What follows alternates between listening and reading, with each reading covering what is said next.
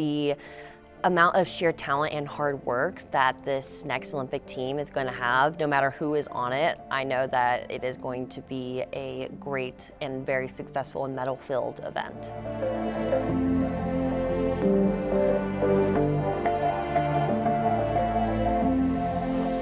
Last year was a breakthrough year for me, and I want to continue building on it. So as long as I keep healthy, keep happy, and keep training the way I have been, then I know that everything will work out, and hopefully I will be in Milan with some of my favorite people. And just thinking about that gives me a lot of motivation and excitement. There are so many things in skating that I'm yet to try that I want to. And I don't know how much longer I will be competing, since being 25 and figure skating, ladies singles, it's like, oh, I'm a dinosaur. It's fine, I'm not. So there are so many things that I want to try that I'm having to wait. I'm like, okay, after this next season, I'll let myself try it. After this next season, I'll let myself try it, because it's just not worth the risk at this point. Right now, it's about consistency and improving upon what I already have. So going forward, it's just going to be about focusing on that rather than trying to accomplish something new. The amount of sheer talent and hard work that this next Olympic team is going to have, no matter who is on it, I know that it is going to be a great and very successful and medal-filled event. I love training here. I love the people around me, my community, my home, just everything has come together so well in my now adult life. Being here away from home, I'm still able to contact family or get home pretty quickly back to Texas if I need to.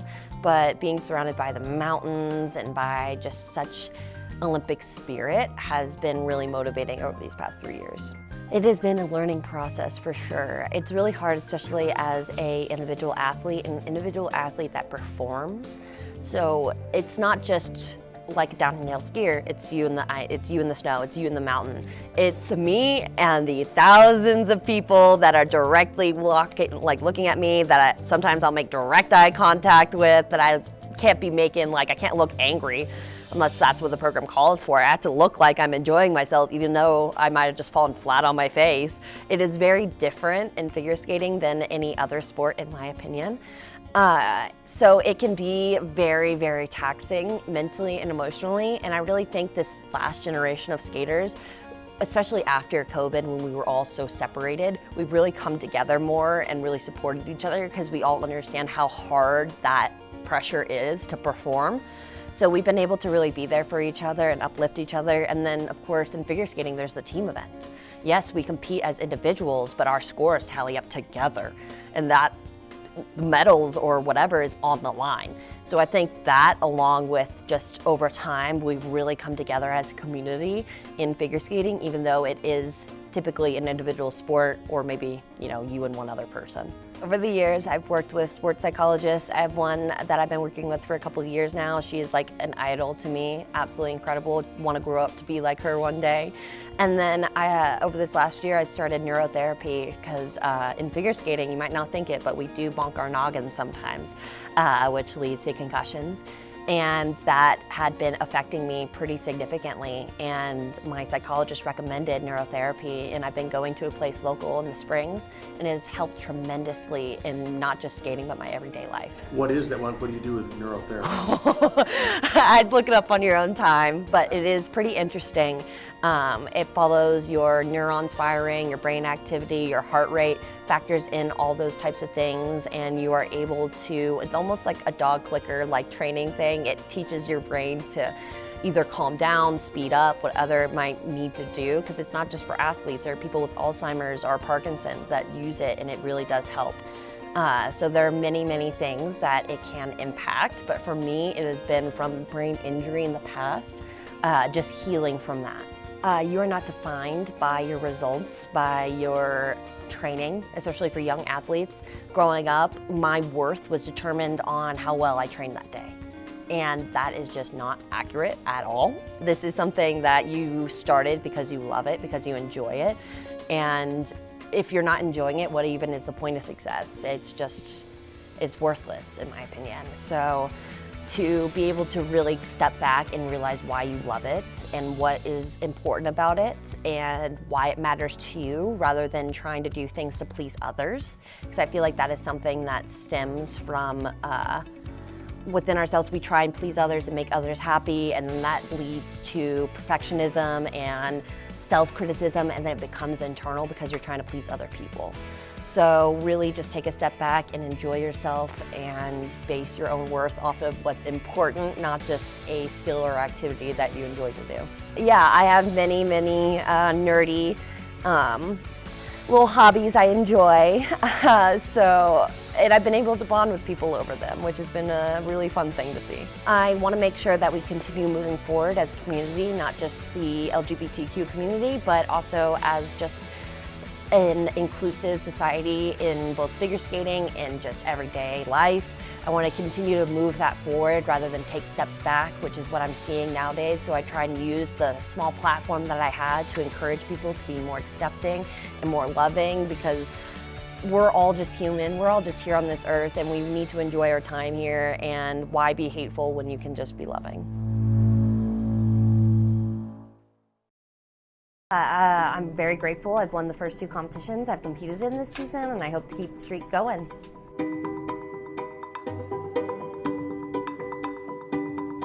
It feels like flying. It is just weightlessness and just the flow and the atmosphere, and you're out there alone, which can be a little scary sometimes, but also so freeing. God, confidence is everything. It's what I was missing last Olympic season, and rightfully so. I hadn't really done much, and now my accomplishments speak for themselves. Definitely one competition at a time. I count down the days to the next competition, but Milan's kind of far out. Neurotherapy is a new tool in my arsenal. It is something that has really helped me both on and off the ice. I'm very grateful for the people at Neurotherapy of Colorado Springs that have helped me with concussion recovery, as well as just managing my overall anxiety. I really think that the Olympics is one of the most incredible times for a country, especially America, to come together to support Team USA. Even if you're not patriotic, usually a lot of people become patriotic during something like this. They want to cheer on the fellow athletes from this country, and I think it's a great time to try and find some common ground. Do you feel a responsibility a little bit for that then too? Of course I do. It's something that is really hard, especially in these times, and especially as someone who advocates for the queer community and mental health and so many other things. And it can be hard to connect with some people who don't have the same mindsets, but I hope that as Americans we can all agree that we want to improve this country and move it forward as a whole. It's such a hard thing, and in figure skating it's so different because I don't think we have too many trans athletes at the elite level yet, but you know, one day we might, and that might become a problem, which we need to be able to allow people to enjoy figure skating. It doesn't matter what your gender is.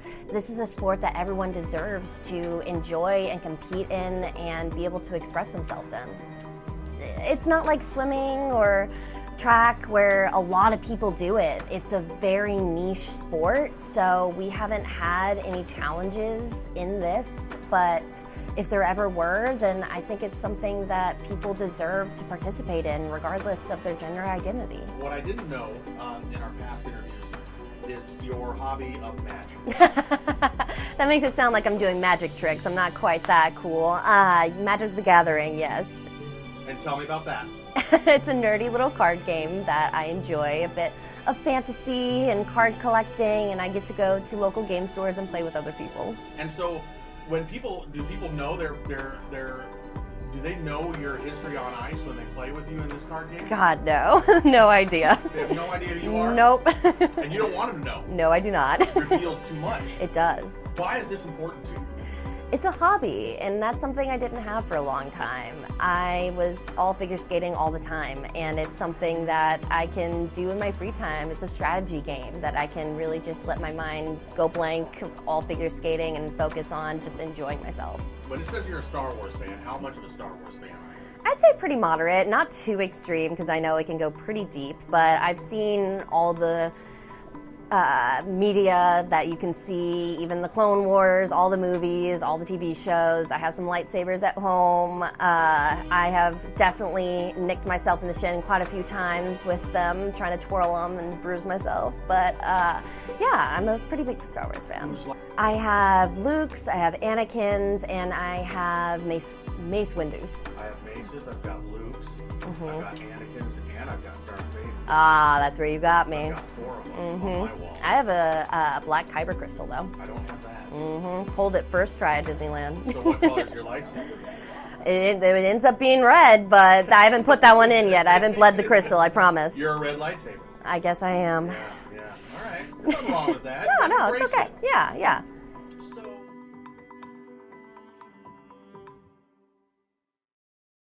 I've been working so hard to reach my potential, and I knew that one day my potential could be making an Olympic team, and to finally do that is so satisfying.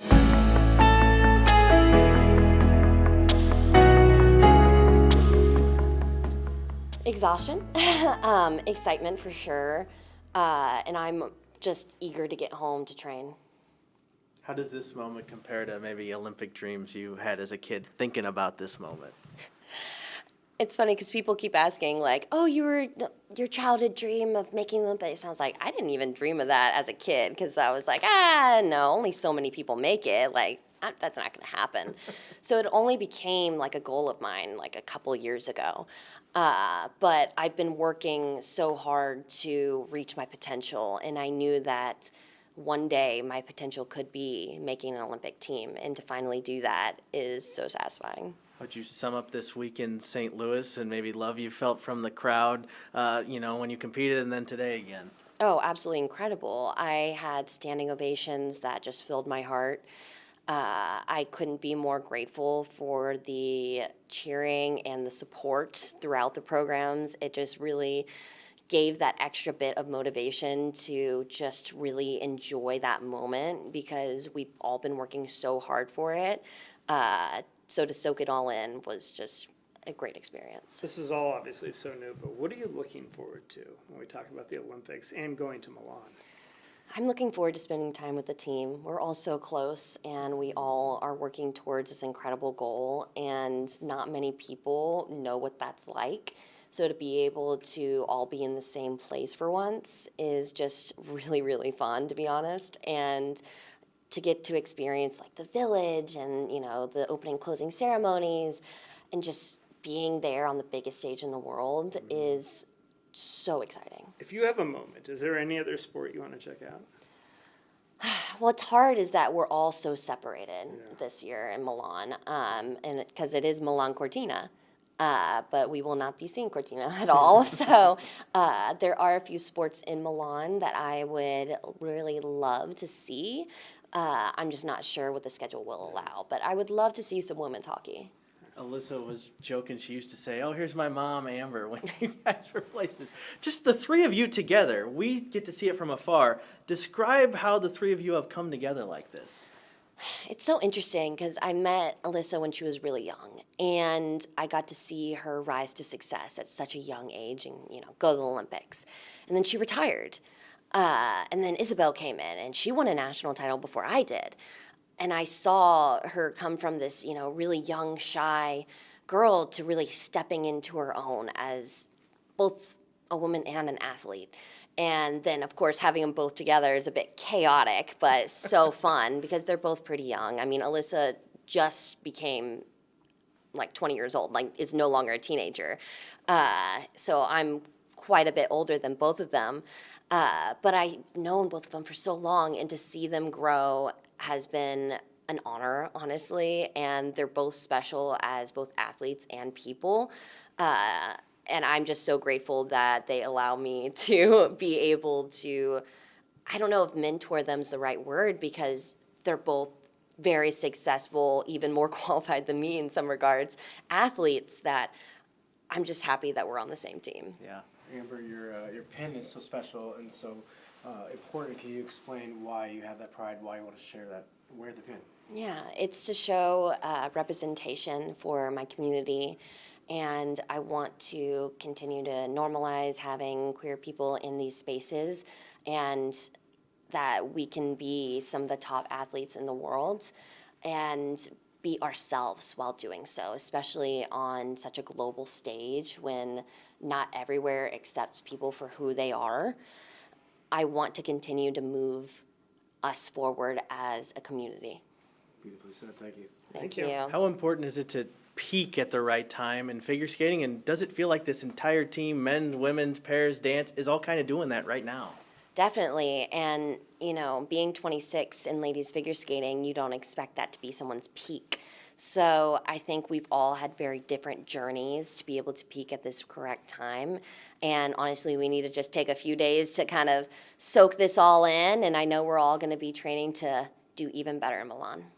Awesome. Thank you so much. Great. Congratulations. Thank you. My name is Ilia Malinin, and I am a singles U.S. figure skater. A pretty good singles figure skater. Just a little bit, Ranked number one maybe. We'll for a see. couple of years now. For a couple years. Not too long, you know.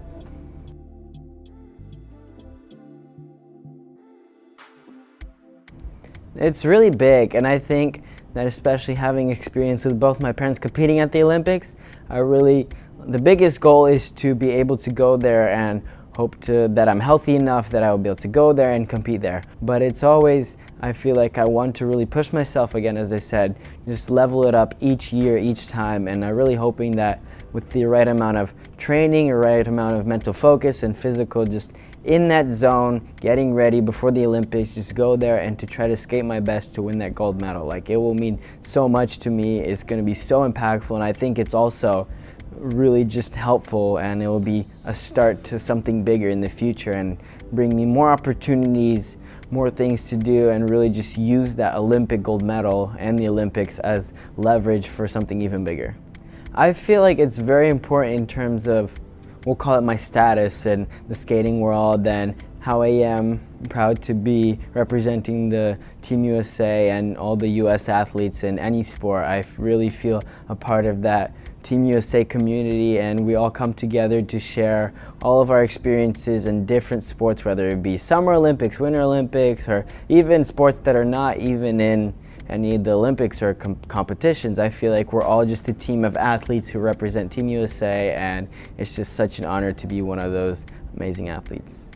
I really hope that I can give them a sense of feeling that it's more than just the Olympics, it's more than just the programs, that this sport is our life, this is our choice, this is something that we have dedicated a lot of time, a lot of energy, a lot of sacrifices to, and that it shouldn't be looked down upon, and it should really be taken into consideration when you're doing such a difficult sport like this. Not only do you have to do all of these really athletic jumps, tricks, and spins, and also really beautiful choreography and skating and interesting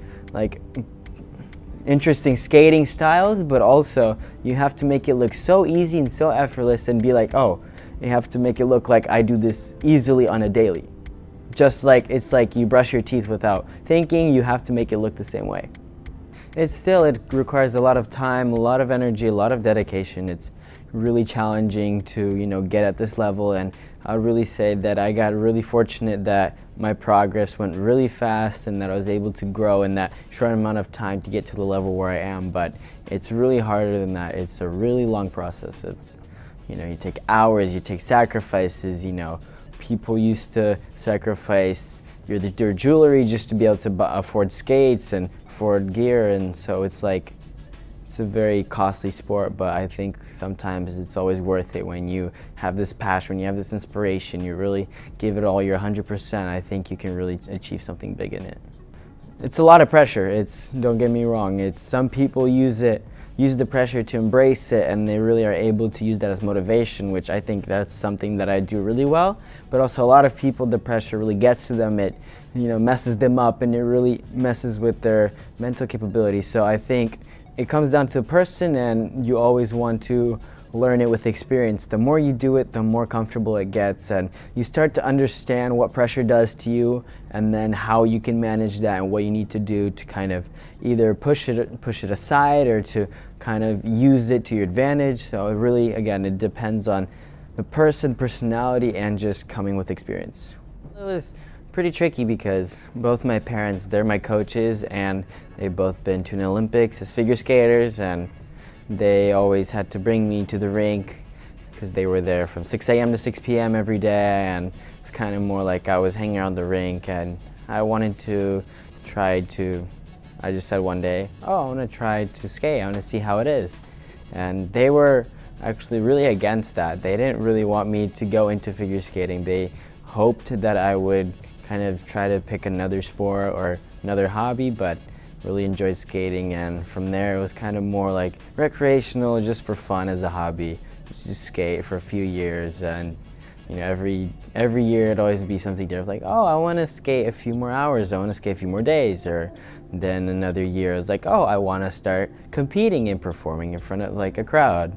And then it got to a point where it was pretty serious, and I was like, oh, I want to do this more serious and professionally.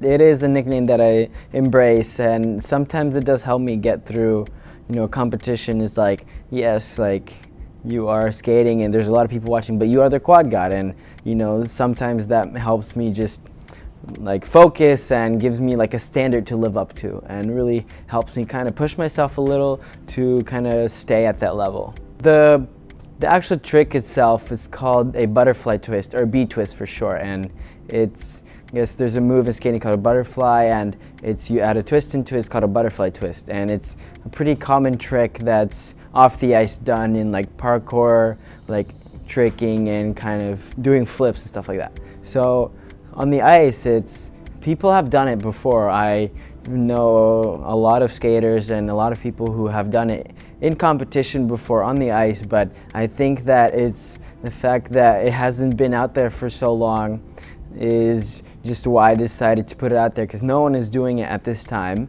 So I was like, oh, I really want to put this in, and I think that this can be like my signature move for me. And the way it started as raspberry twist is because my last name means raspberry in Russian. And a lot of people ask me, why raspberry? Why couldn't it be like the hurricane flip or something cool, like a sideways tornado spin? I'm like, well, I think raspberry twist fits better because it corresponds to like my name. I think at first when I started really getting more serious, and I would even say if it was 2-3 years ago, I was not necessarily thinking about changing the sport, revolutionizing. I was really thinking about just trying to be the best skater I can be, and it was more of just have this small goal of trying to be successful in what, like, my eyes would see that. But as years went on, and now starting last year and this year, I have a really different approach to it. I really want to try to maximize the just amount that I can revolutionize the sport and really take this to its next level. I really want to, how far I want to take this sport, I really want it to reach another level of just being able to bring back the popularity of skating how it was decades ago. Like, that was just really insane, knowing that all the stadiums were filled and they were sold out with just anything at competition shows. Every news broadcast was showing figure skating all the time, and people were so entertained, and I feel like that's something that we're missing a lot, and that's a little bit of why the sport is looked down upon, is they don't realize how hard it is, and I really want to try to bring that back. Oh, usually off the ice it's more, for me it varies different in different skaters, different athletes, what helps them, but I usually use off ice to kind of take like the VOD review, just to, you know, look at a competition and kind of try to find some things that I can work on, or a few mistakes that I need to fix, or even just parts of a performance that I need to kind of change or make more comfortable.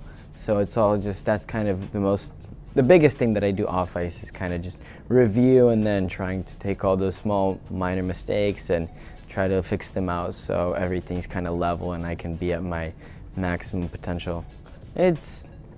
I usually, what I do when I'm not skating or on the ice is I like to listen to music, because it helps me kind of relax and kind of calm my emotions down. It helps me kind kind of stimulate what emotions I want to feel, as well as just kind of different activities, stuff that's not really like skating. It can be like skateboarding, video games, sleep, eating, like kind of more basic stuff that's not really actually skating, but it does help me kind of, take my mind off of skating a little bit, so it's not always in my head 24/7, because for me that sometimes is really effective. That's like a kind of tradition that I do, yes. It doesn't always have to be chocolate, but I kind of like to eat a little bit right before I compete, so it kind of helps me suppress a little of those nerves. Like instead of making me feel nervous, I can eat a little bit and it will make me feel like more full. So it's kind of a different feeling. I prefer to eat Hershey's milk chocolate before I skate. And I feel like I've always had this thing since I competed, since I did everything. And usually most of the time when I've had a Hershey's chocolate, I've always had a pretty successful and pretty happy performance. So it kind of has a little coincidence there. But usually also when I'm doing that, the music I like to listen to is pretty random at times. It really just depends how I'm feeling in that mood.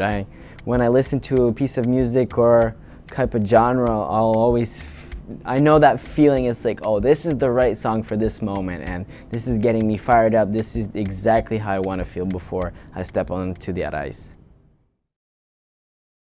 We got a little taste of that Olympic energy when we went to Paris this past summer, and it gave us very high hopes for Milan in 2026. Just the buzz, the excitement that people had about the games was really exciting, and we felt incredibly inspired and motivated all over again, just being there and witnessing that enthusiasm that the fans had.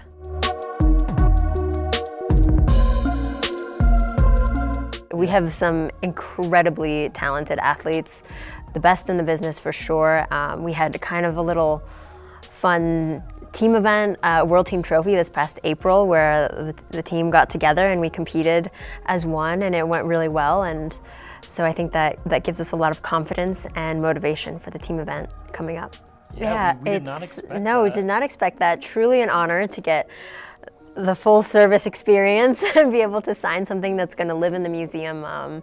It's really an honor. We walk in here and we feel the history of the Olympics and Team USA in particular, and it's just truly a blessing and an honor to be a part of a movement and to be a part of Team USA. We definitely want to shoot for the gold medal in the individual event as well. We feel like that's something that has been at the top of our goal list for a long, long time. And anyone in figure skating can attest to the fact that that is sort of the crown jewel of our sport. And it'll be our 4th Olympics as a team and my 5th Olympics. And we're so grateful for that experience with the team, winning the gold in Beijing. Such a unique experience, the whole thing, the team coming together, bonding in that way, and then going to Paris to get the gold medal is just an incredible experience. We certainly want to add to the collection. It's definitely incredibly important that we both love the music that we're skating to, because we're going to be listening to it all day, every day leading up to the games. We do the listening together. We really, like I said, put our brains together and come up with something that works for both of us and highlights our strengths and our passions for skating. So that's a really fun part of the off season for us, because it's kind of the kickoff of the creative process where we pick the music, then we begin brainstorming the story and put together the choreography and elements with our coaches and team. And costumes, yeah, costumes. That's a big part for me. Maddie does all the design for the costumes, so that's another big part where she contributes in a really unique way. She just designed costumes for herself, for me, and actually for some of the competitors in our discipline as well. So she's really a highly sought after designer. So it's the whole package, like she said. It's really just like a coalescing of all of our creative ideas, and it comes out onto the ice. I think our relationship has only fueled our skating passion even more. We're so dedicated to each other and to our craft that everything just aligns when we put our brains together. It kind of was a natural progression in the sense that I wasn't like masterminding this plan to propose in 2022, but just a series of events occurred where, we'd obviously been together for more than 5 years at that point, and we were just done with the Beijing Olympics, so it was a big milestone. We were doing this tour with Stars on Ice where we were going across the country, and then we had a day off in the city, and she was looking at rings and was like, okay, let's go ring shopping, and then Well, we started were to actually put the looking at pieces rings together. at Worlds. You had asked me, and then you were like, what do you like? And I was like, well, I found this place in New York that I kind of like.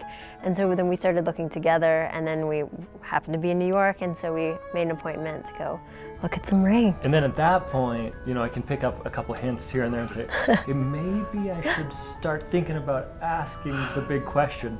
And so, yes, it was a natural progression. I knew the answer. I thought I knew what the answer was going to be, but still, nonetheless, very sweaty palms, shaky voice, very nervous, even though it was just the two of us in Thailand on a beach. It was wonderful. But yeah, and then the wedding in Hawaii was last year, and we've got our 1-year anniversary coming up soon. Well, no, you had asked me. Like, I wasn't just like looking at rings to give him a hint. Like, it was like a mutual thing. It was mutual. We have experienced so much of life together, working together, spending really all of our time together, and going through these incredible experiences that skating has brought us at the Olympic Games, you know, all the highs and lows of being elite athletes and being partners for almost 15 years. So we've shared everything, you know, including sandwiches. So we just feel like our bond is really strong, started as friends, became something more. Now as husband and wife, it feels like stronger than ever.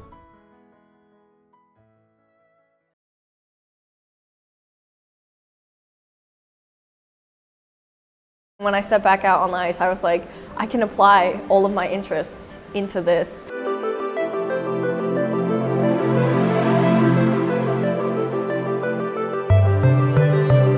I mean, most of it was a blur, I will say, just because I was so young, and honestly, sometimes skating can feel like the fast life, especially when you're at that level. You got like interviews, you're getting flown out for this and that. So it all kind of blended together. Also, my brain wasn't fully developed, still not right now, but I was traveling so much because of it, and I was starting to get sick of it. I wanted to see my friends, family, like all I wanted to do was be at home, hang out with my friends, like, and I don't know, enjoy life. And I felt like all of this training, I no longer wanted to do it anymore. I was never really too passionate when I was younger with, I guess, helping with the programs and really being in the process of it all. And so I kind of just fell out of love with it. And I was like, after Olympics, I really want to quit. And that's exactly what I did.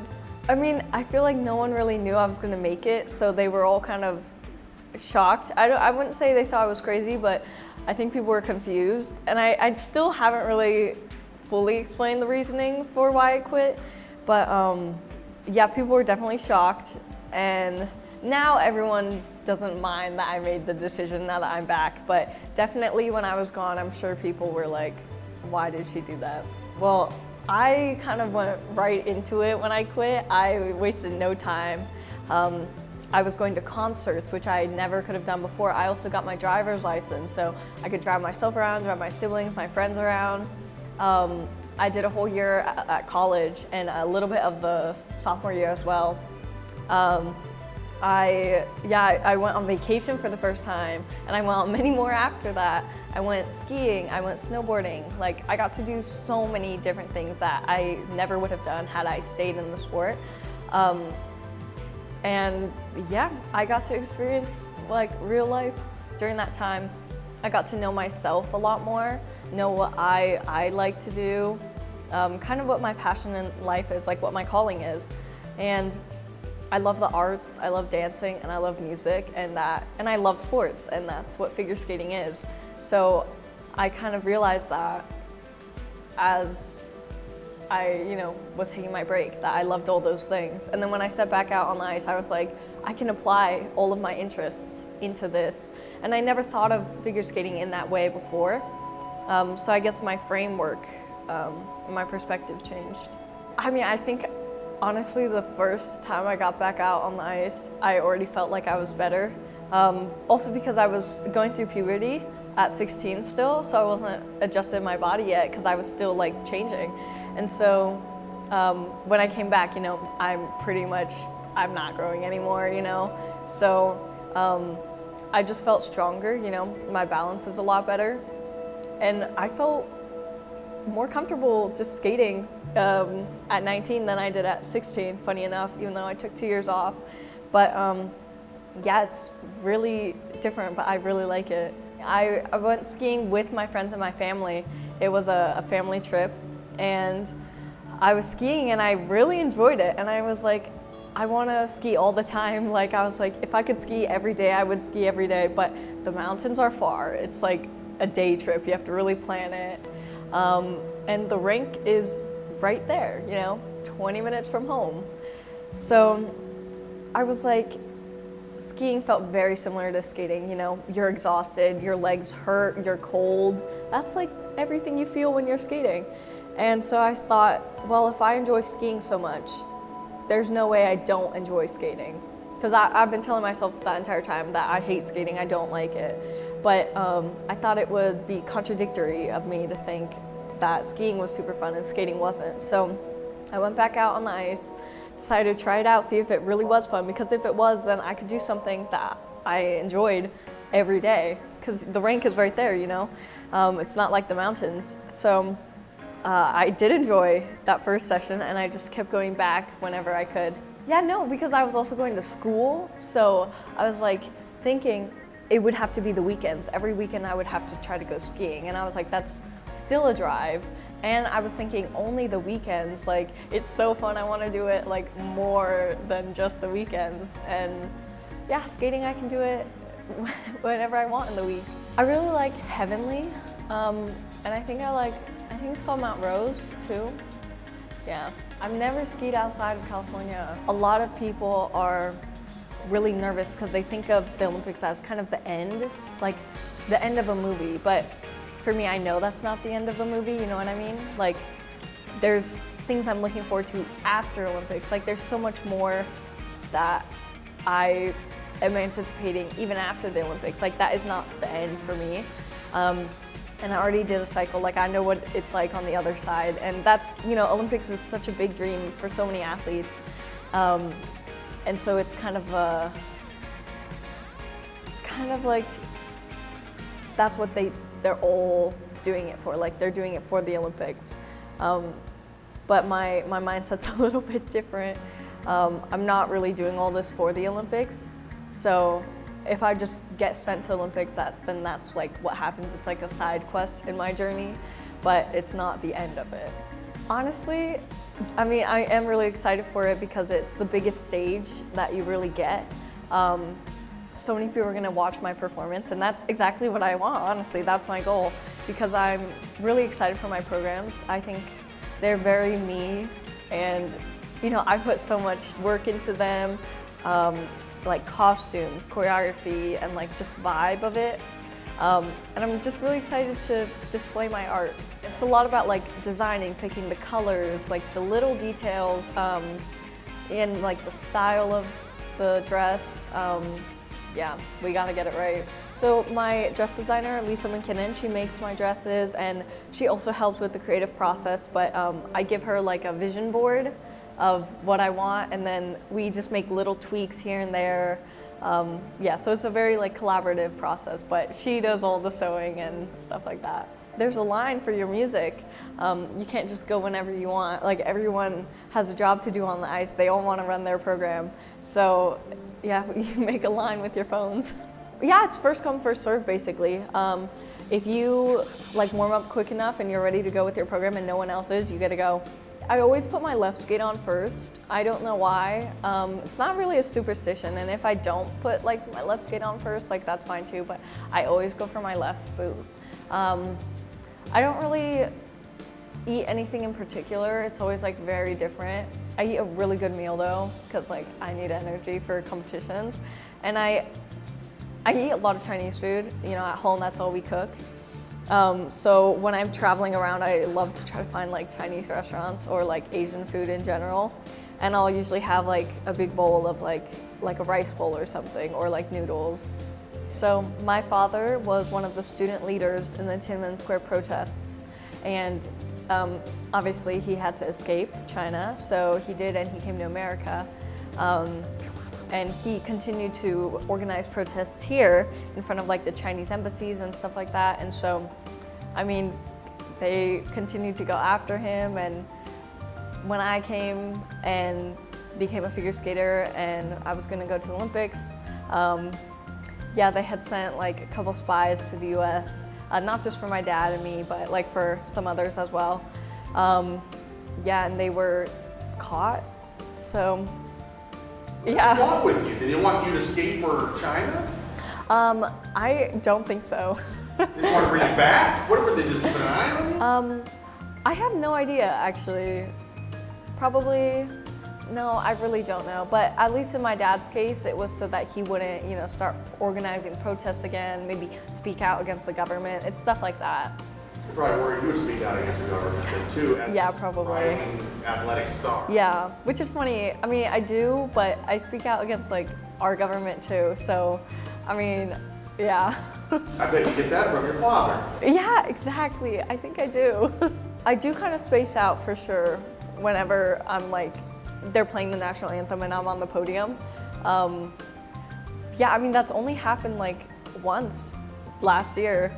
So I will say, yeah, I was definitely spacing out.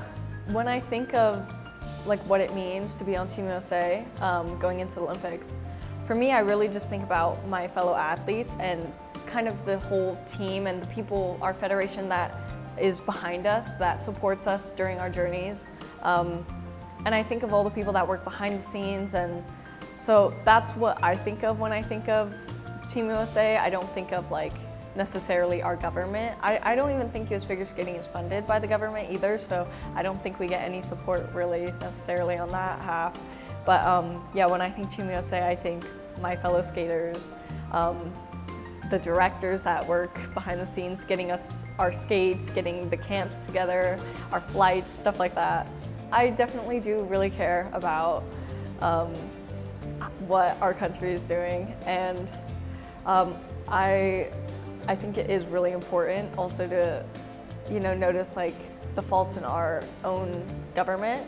Yeah, very, very similar to my dad. Like, yeah, things are a little rough in our countries, but I think every government has its issues. There's so many protests that are going on, and I've attended, and it's, yeah, I mean, coming from a family of immigrants, like, I think immigrants deserve rights. I think it's a little silly, especially in America. If I were to pick another winter sport, it would probably be, honestly, maybe snowboarding. Yeah, skiing is really fun too. We got some talents, like, and really hard workers in this team, and there's so many good skaters. Like, it sucks that you can only send, especially in the women's division, you can only send 3.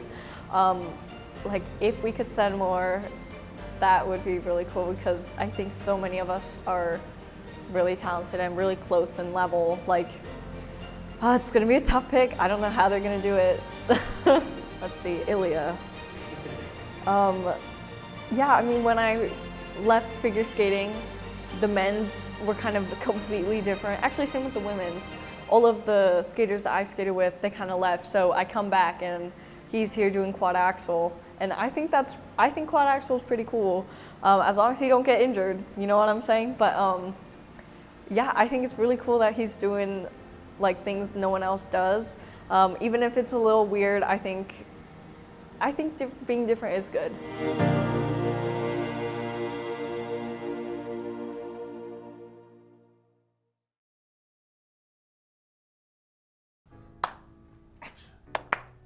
Perfect, thank you. Yours was much better than mine.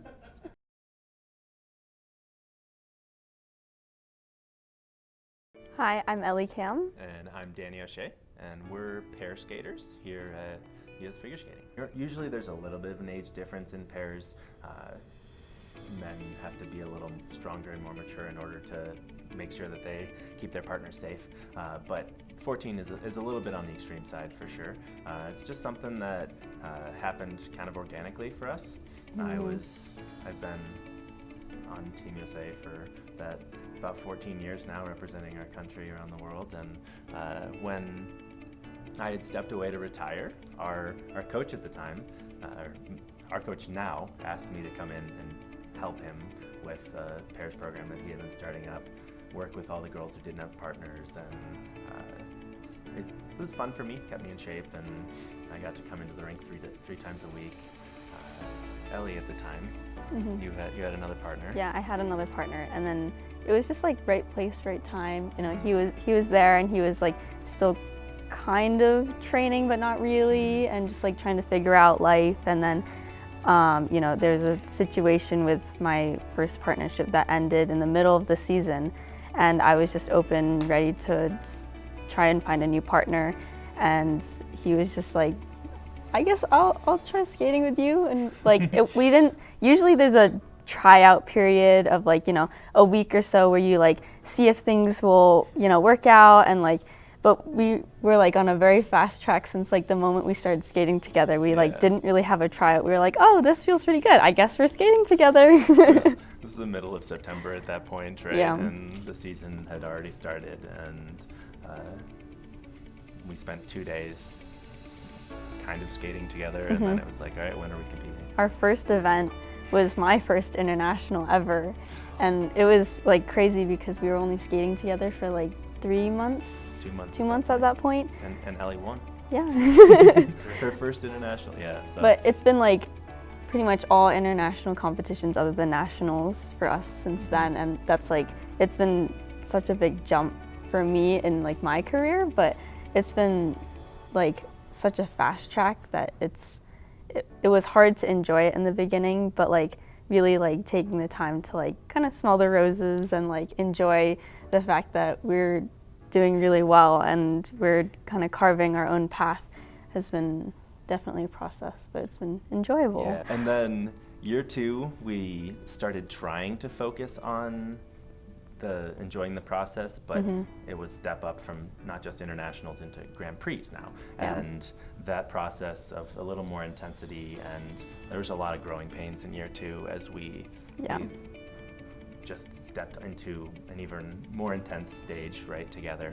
And then year 3, this past season, we really were able to solidify the team. Yeah.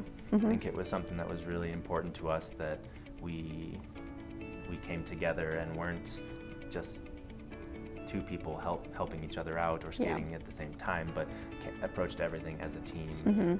Despite that age difference that you spoke about at the beginning, we were able to really stand side by side and approach all of this with a unison mindset. Yeah. So it's been, I mean, I think there was always an effort to just like be even and equal. sure. Like that was something that Danny, with all of his experience, he brought into this partnership. Like, because I pretty much didn't know anything about it, and he was like, well, like he really insisted on us being like equals, even though I had so much less experience. And I think that the effort that we had put into that from the very beginning only really started to gel last year when we finally were able to start taking steps as a team instead of like, you know, individually. And like, it did take a bit of time for us to really get comfortable and really start to feel solid and like trust, you know. develop that trust for sure. You reach your 30s, right, and you start to mellow out a little bit about some of the pressure that surrounds you in life. Yeah. But at 20, you've got to drive. Yeah. So it seems like that maybe comes together really well. It's been an amazing coincidence, maybe, but I think life has a way of working out exactly as it should, and I'm happy to be in the space that I am. So grateful to have Ellie by my side as we're going through all of this, and we've both described it as a second chance. It's fully a second chance for me because I have been through Olympic cycles and that whole thing before, and been very close in 2018 being the first alternate, and coming back this time and approaching it from that point of gratitude and really enjoying the process a bit more. And that's so cliche to say, right? So cliche, but It's so true, it's so though. true. That's why everybody honestly, says right? it. When you can finally figure it out, it really helps. Yeah, but for me, I was a single skater for most of my career, and I never really imagined like being able to represent Team USA on like such a level. Like it was always a dream of mine, but I don't know if I ever actually imagined that it would come true. So, you know, stepping into pairs has been like a really new second experience for me, and it's kind of brought new life into my skating career and like my passion for skating, because it's really brought like new things for me to learn and enjoy, and like it's so much new opportunity and experience that I wanted to have, but I didn't think that I was going to get, and then now I get to experience it with somebody by my side, and that just like makes the whole experience so much better, you know. You both train in the Springs. You're kind of from the Springs. Kind of, yeah. Yeah, I mean, for a long time. School here. You still Yeah, I train went to here, high your school. family here. You talked about it in the Zoom and how that support is here as well. Yeah. It's a great town to train in. It's a great town to come Yeah, from, super right, Ellie? special. My dad and both of my older brothers, they went to the Air Force Academy, and we're staying at the hotel right next to there right now. So everything is just like so close to home, and it's so personal, and like the experience of you know, getting to try and reach new goals and push ourselves, you have to have like a village around you to support you through that. Like doing it alone, it's kind of impossible, I think, at least it wouldn't be so enjoyable. You know, being able to share what you learn about yourself and what you learn about other people through such a unique experience is what makes our job as athletes really special. And like having my parents around and Danny's parents around just makes that so much better. Like when we succeed, they also succeed, and when we fail, they're there right next to us, you know? Yeah, helping hand right back up. Yeah. It's been amazing having Colorado Springs support us, and we've seen it in so many ways. It's Olympic City, right? So having that spirit behind the Olympics is amazing, but we experience it in a very personal way. People in the coffee shops, like we go to Loyal all the time, and they recognize us, and you go through the different sandwich shops and the different dry cleaning, right? It's just a community while being a fairly large city, and I think that that's something super special about Colorado Springs, and the ability to have just like casual conversations with people who really know what you're trying to achieve and are supporting you along that journey is something really special. Danny, you're 34. Yeah. You make it to the Olympics in pairs. Aren't you setting, isn't that kind of like, no one's done that yet, or you're one of the few at 34? So I'm not sure about the statistics of it, but there are some older people within pairs that get there. I think that it would be an achievement for me no matter what age. Try it. Yeah, I'm not familiar with the statistics, but I'm excited about the opportunity for sure. Motivation is a choice, right?